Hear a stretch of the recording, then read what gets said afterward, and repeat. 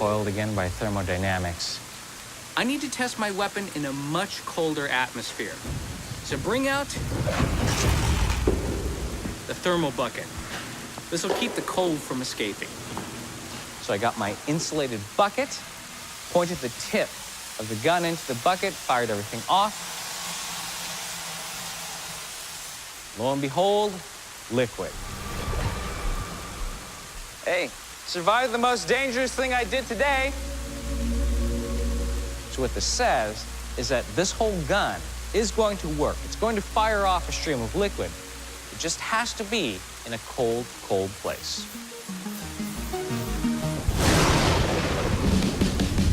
For my chosen superpower, I want to wield lightning as a weapon. Challenge 1, find a massive electric charge. Then figure out how to harness that charge to produce lightning bolts. And finally, hurl those bolts directly at my enemies without getting zapped myself. There will be no, and I repeat, no margin for error.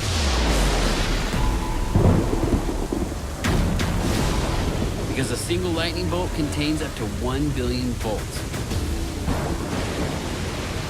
If I'm gonna survive this, I need an expert. And luckily, Aaron fools around with lightning for a living, using a gadget called a Tesla coil. What exactly is a Tesla coil? A Tesla coil is a high-frequency air core. Okay, now in layman's terms. It's a system that allows us to take a low voltage and turn it into a really high voltage. Yes, that's what I wanted to hear. Nikola Tesla gave the coil its name. The Serbian-American invented it in 1891. Tesla was eccentric. He had a phobia about women's earrings and believed he came from the planet Venus. But he's considered a genius for his work on wireless electricity and his supercharging coil. So how much superpower can we generate from the coil? The input is only about 40 amps at 240 volts. Nothing too crazy going on there.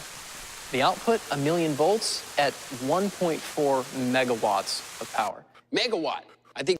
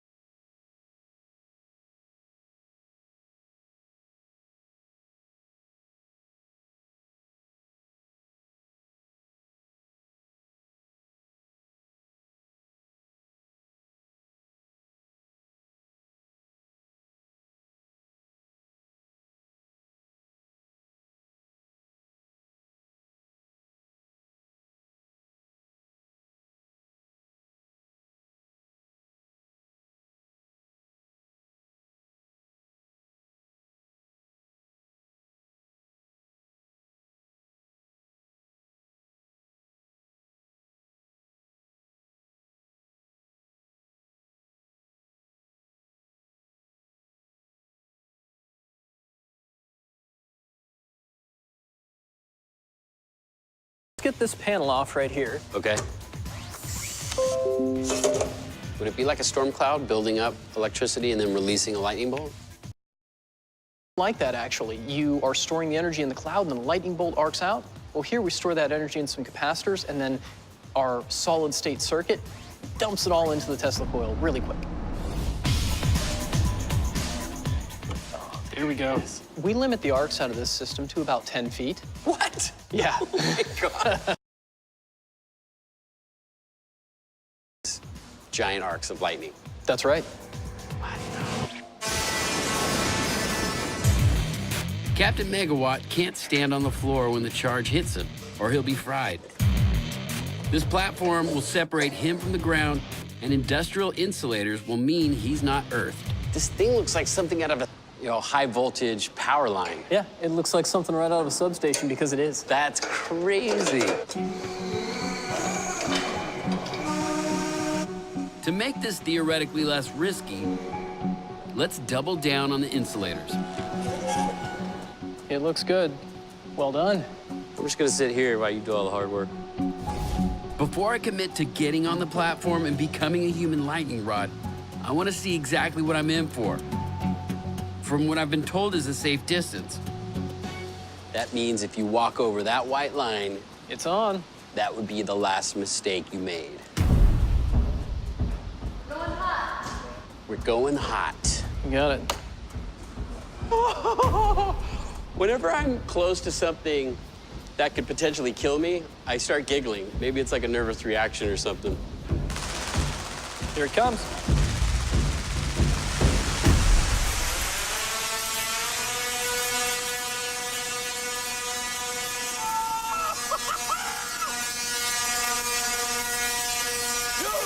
That's 1 million volts. That is a massive electric charge. Challenge 1, check. Like I say, imminent death, and I giggle. Now for challenge number 2, harness that charge without getting fried. Now you might think a nice thick rubber suit. I get chainmail. Why, you ask? Well, basically, this is a Faraday suit, and it is way more conductive than we are. That's perfect. That's awesome. Meet Tesla Coil Showman and Aaron's partner in crime.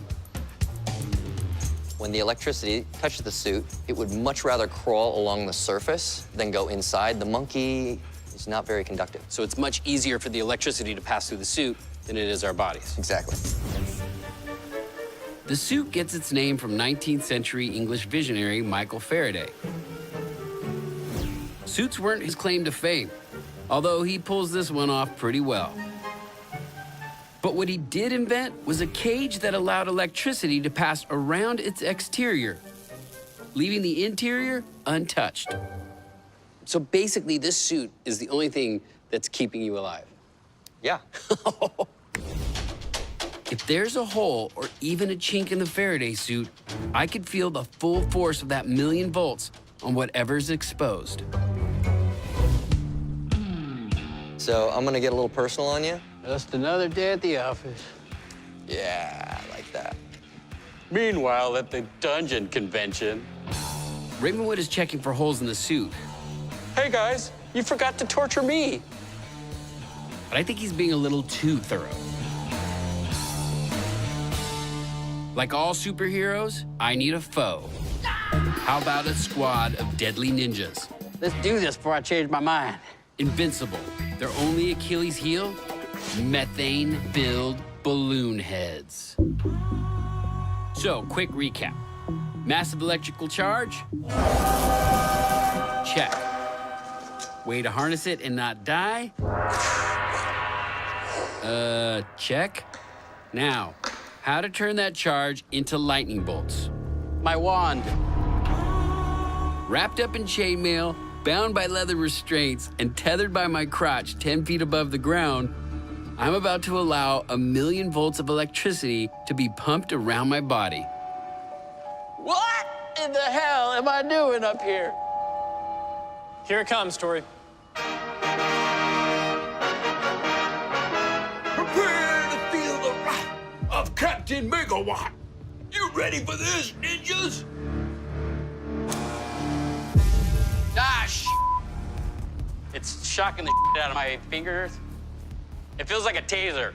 Your glove probably has a hole in it or tore or something like that. What are you trying to kill me or what? What the are you guys doing down there? Should I try left hand? You know what? That's actually not a bad idea. On. Okay, there's electricity coming out of my thumb. Yeah, I didn't feel anything that time. Let's try this again. Yeah.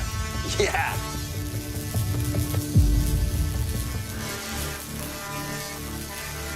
Ninjas, I'm about to light you up like Christmas trees.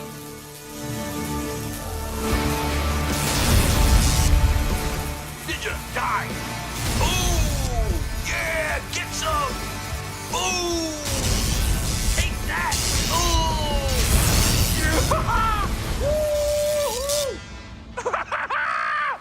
Woo! That was incredible. It was terrifying because I had no idea what was going to happen. But as soon as the Tesla coil went on, I literally had electricity shooting out my fingers. And to be able to control those giant arcs of lightning, I feel like a superhero. Oh my God, that's crazy. Wow. Were you scared the first time they were gonna put the electricity through you? It hurt like hell. It felt like somebody taking a taser to my hand.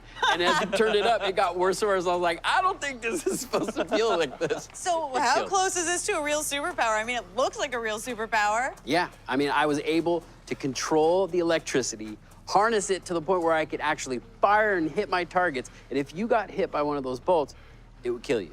So I think as far as that goes, high marks, very close to a real superpower. Yeah, so how much does the whole setup cost? It's not so bad. $5,000 for the suit, $8,000 for the tower, and $125,000 for the Tesla coil. What? Dude, that's super expensive. That's like $138,000. You know what? I run the crowds with Batman and Iron Man. Oh, you're one of those 1%er superheroes. Yes, I am. All right, well, you know what? I think usability is where this one starts to break down. You need a very large, very specialized piece of equipment that has to get plugged into a power source. Well, okay, I get it. As far as usability goes, it barely squeaks by, so maybe somewhere in the middle. Back at the restaurant, mind control is on the menu. I've come pre-wired. I'm just gonna make dinner a little bit more fun. Now, it's Tori's turn. It's getting so good. Just roll up your sleeves a little bit for a second. Yeah, it's totally not weird at all. Not at all. You really did think you were just coming to dinner. I did, and I was actually looking forward to this meal, and now I'm absolutely not. Okay, first we're gonna take these electrode pads and he's going to be putting them on different places in your arm. Same as me, look. Don't be scared. We're both going through the same thing here. Okay. And you know I would never do anything weird to myself. That's not true. And to spice things up a bit, I'm also adding mouth control. That's good. Bite down. All right, that seems to work. Okay. Is that is it freaking you out at all? Not at all.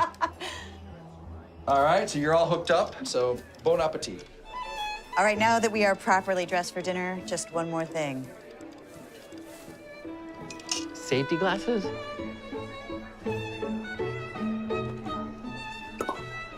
Would you pour the wine, please?